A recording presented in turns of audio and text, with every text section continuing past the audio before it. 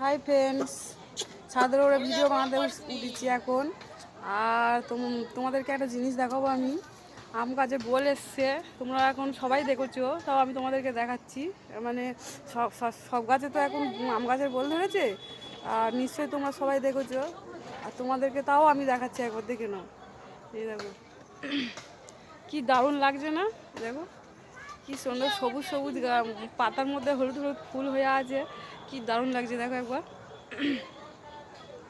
আর তার মাঝে আমি দাঁড়িয়ে আছি, আমাকে কেমন লাগছে বলো? খুব বাজে লাগছে তাই তো? তুমি তো এটাই বলবে আমাকে, তাই আমি তোমাকে বলে দিলাম আগে দেখি।